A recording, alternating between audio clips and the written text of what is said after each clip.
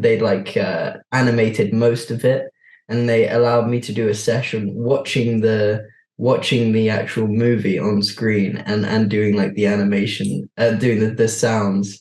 So I was watching it for the first time and like and running on the spot and like doing all of the breathing and stuff, which was great. Super nice to meet you, Noah. Sure, how are you? Good. How are you? Bad, not bad. Well, I wanted to start off by first asking you if you were given the same choice as Peter, would you do these impossible tasks to try and win the elephant and get some answers to your questions? I think I wish that I could say that I would, but I think that I'm not as, hopeful and positive as Peter is. I think he's pretty incredible to take on those tasks and pretty brave. So I think I'm a bit more of a pussy than he is. So I don't know if I'd be able to do it, but I like to tell myself that I would. Yeah, well, I was going to ask, what did you like most about Peter? What was the most fun about voicing this character?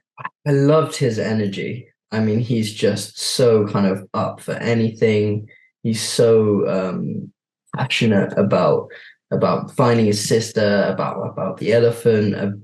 He just got so much life to him, and I really, he gave life to me and energy to me. So I really loved, playing him for that. Did you get a chance to talk to the author of the book at all? Like, was she able to give you any extra details about him that helped? No, I didn't actually. I would love to meet her, but yeah, no, I never got to speak to her. During the first challenge, Peter's being chased by the soldier and he's like running, he's completely out of breath. I have to know, how do you manage to achieve that and and make it sound realistic while you're just stuck in front of a microphone? A lot of arm movements and a lot of like heavy breathing, I guess.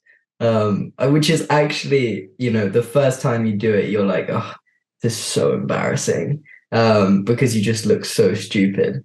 But by like the fifth time, I loved it. It was like it's such a great experience. And actually, the most fun I ever had was when they had finished a scene, which was the chase scene. They like animated most of it, and they allowed me to do a session watching the actual movie on screen and doing like the animation, doing the sounds.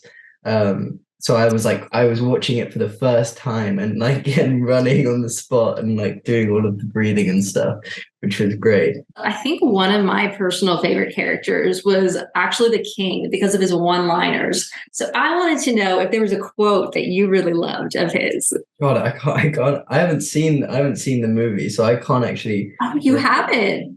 Oh, but I do know he has a lot of great one-liners. And I'm excited to see them. He was definitely one of my favorites too. The Magician's Elephant is definitely a different realm than other movies you've been in, like A Quiet Place. So, even though these are opposites, do you ever find any similarities when it comes to your work in these different genres? Yeah, I mean, I think there's a lot of similarities, like I guess for a quiet place, and with Marcus and Peter, I guess their persistence and their kind of passion for, I guess, Marcus's passion for survival and keeping his family alive, and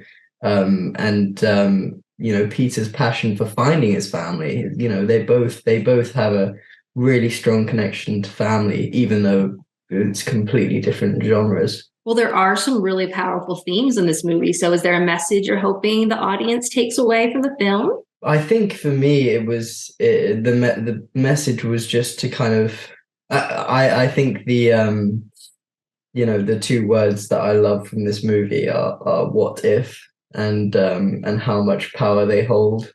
And I think that we should just start asking what if a lot more in our lives. I think that's what I took away from it, at least. All right. Well, I am going to have to wrap, but thank you so much for chatting with me about the film. Thank you so much.